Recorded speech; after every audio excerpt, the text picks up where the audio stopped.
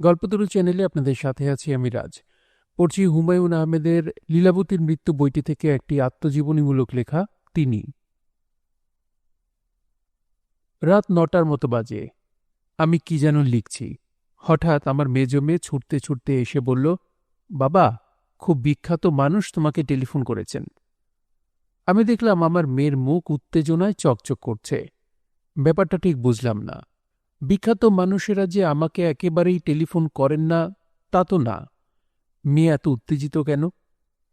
বাবা, তুমি কিন্তু আবার বলতে বলবে না যে তুমি বাসায় নেই।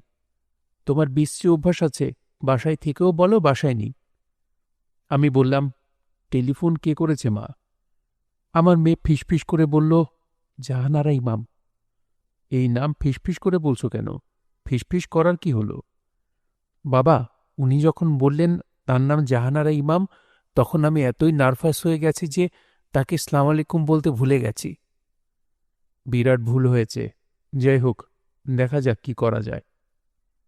আমি টেলিফোন ধরলাম এবং বললাম, আমার মেয়ে আপনাকে সালাম দিতে ভুলে গেছে, এই জন্যে সে খুব লজ্জিত।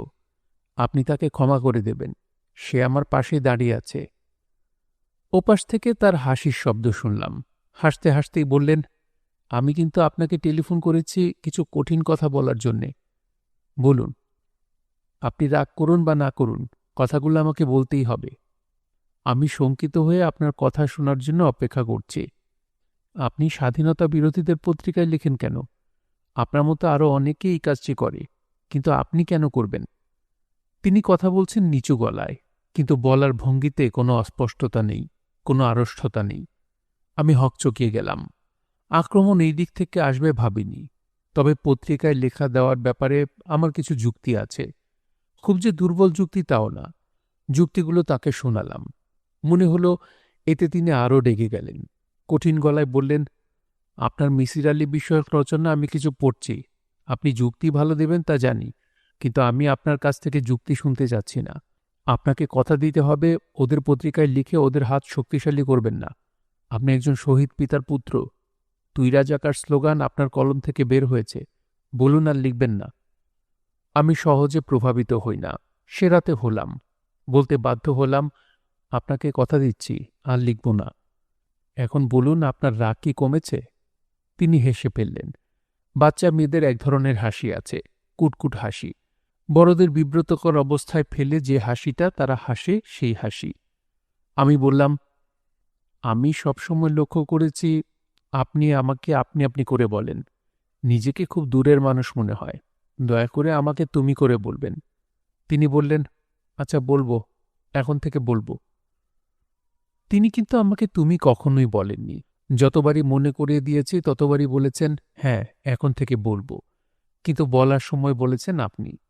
হয়তো আমাকে তিনি কখনোই কাছের মানুষ মনে করেননি। তার অনেক কাছের মানুষ ছিল আমার মা, আমার ছোট ভাই জাফর ইকবাল।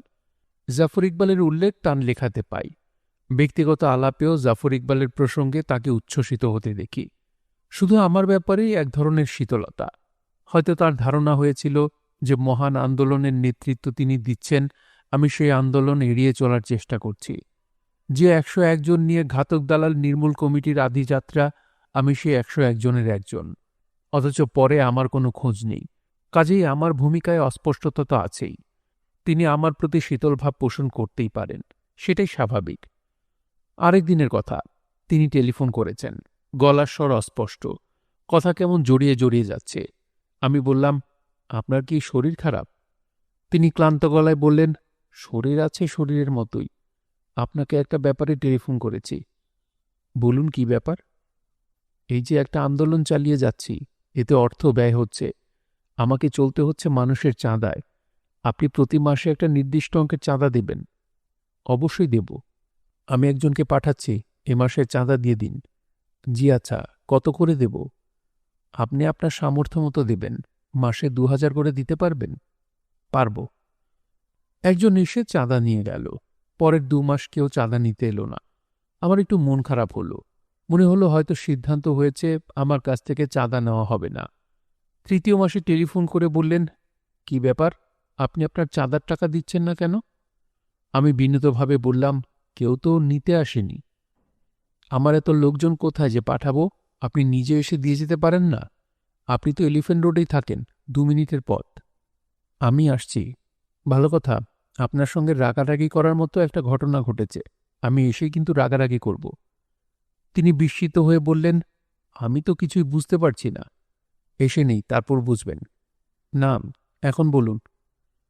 আমার বড় মেয়ে নোভার ছিল মাথা ভর্তি চুল। আপনি হচ্ছেন তার আদর্শ। আপনার মাথার ছোট ছোট চুল তার খুব পছন্দ। সে আপনার মতো হওয়ার প্রথম ধাপ হিসেবে তার মাথার সব চুল কেটে ফেলেছে। সত্যি? বাসায় আসুন, বাসায় এসে দেখে যান। একেবারে কিশোরী গলায় তিনি অনেকক্ষণ হাসলেন। তারপর বললেন, আপনার মেয়েকে বলবেন লম্বা চুল আমার খুব প্রিয়। আমি যখন ওর বয়সী ছিলাম তখন আমার হাঁটু পর্যন্ত লম্বা চুল ছিল। ছবি আছে, আমি আপনার মেয়েকে ছবি দেখাবো। চুল কেটে ছোট করতে হয়েছে ক্যান্সারের জন্যে। কেমোথেরাপির কারণে চুল পড়ে যাচ্ছিল। কি আর করব? তিনি একবার আমার বাসায় আসার ইচ্ছা প্রকাশ করলেন। আমার মেয়েদের সঙ্গে কিছুক্ষণ গল্প করবেন। তার গল্প করতে ইচ্ছা করছে। গাড়ি পাঠিয়ে তাকে আনালাম। বাসায় আনন্দের ঢেউ বয়ে গেল। গ্রহ যেমন সূর্যকে ঘিরে রাখে, আমার মেয়েরাও তাকে সেইভাবে ঘিরে গোল হয়ে বসে পড়ল। তিনি তাদের বললেন তার শৈশবের কথা। আমি আসরে যোগ দিতে চেয়েছিলাম। তিনি বললেন, আপনি আসবেন না, এই আসরে আপনার প্রবেশাধিকার নেই। অন্যান্য ফ্ল্যাটে খবর চলে গেছে, ছেলে মেয়েরা আসছে, তারাও গল্প শুনতে চায়। আমার স্ত্রী ব্যস্ত হয়ে পড়ল। অতি সম্মানিত এই মানুষটিকে সে কি খাওয়াবে? তিনি তো কিছুই খেতে পারেন না। তিনি আমার স্ত্রীকে আশ্বস্ত করলেন, শুধু মুখে যাবেন না, কিছু খাবেন। পাকা পেঁপে থাকলে ভালো হয়। ঘরে পাকা পেঁপে নেই। আমি ছুটলাম পাকা পেঁপের সন্ধানে। লিফট থেকে নামতেই এক ভদ্রলোক চোখ বড় বড় করে বললেন, জানেন, আমাদের এই বাড়ির কোনো এক ফ্ল্যাটে জাহানারা ইমাম এসেছেন।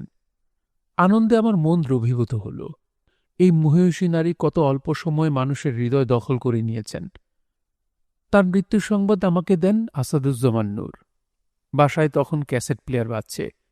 আমার মেয়েরা জন ডেনভারের গান শুনছে, রকি মাউন্টেন হাই, কলারোডো। সঙ্গে সঙ্গে গান বন্ধ হয়ে গেল। মেয়েরা তাদের নিজেদের ঘরে ঢুকে দরজা বন্ধ করে দিল। আমার মা আমার কাছে জানতে চাইলেন, আন্দোলন এখন কে এগিয়ে নিয়ে যাবে। আমি তাকে বললাম, দ্বিতীয় জাহানারা ইমাম আমাদের নেই। জাহানারা ইমাম 2-3টা করে জন্মায় না, একটাই জন্মায়। তবে কেউ না কেউ এগিয়ে আসবেই, অপেক্ষা করুন। মা জায়নামাজে বসলেন, আর আমি একা একা বসে রইলাম বারান্দায়। এক ধরনের শূন্যতা বোধ আমার ভেতর জমা হতে থাকল। কেবলই মনে হতে লাগল একটা মস্ত ভুল হয়ে গেছে। কি পরিমাণ শ্রদ্ধা ও ভালোবাসা এই মানুষটির প্রতি আমার ছিল তা তাঁকে জানানো হয়নি। আমার একটাই সান্ত্বনা, মৃত্যুর ওপাশের জগৎ থেকে আজ তিনি নিশ্চয়ই আমাদের বিপুল শ্রদ্ধা ও ভালোবাসা অনুভব করতে পারছেন। নিশ্চয়ই বুঝতে পারছেন আমি সব সময় তার পাশে ছিলাম। যে কদিন বেঁচে থাকব তাই থাকব। বঙ্গজননীর পাশে তার সন্তানরা থাকবে না, তা কি কখনো হয়? বাংলার পবিত্র মাটিতে তার পায়ের চিহ্ন আর পড়বে না। স্বাধীনতা বিরোধীদের এই সংবাদে উল্লসিত হওয়ার কিছু নেই। বাংলার হৃদয়ে তিনি জেলে দিয়েছেন অনির্বাণ শিখা। ঝড়ঝাপটা যত প্রচণ্ডই হোক না কেন, সেই শিখা জ্বলতেই থাকবে। কি সৌভাগ্য আমাদের, তিনি জন্মেছিলেন এই দেশে।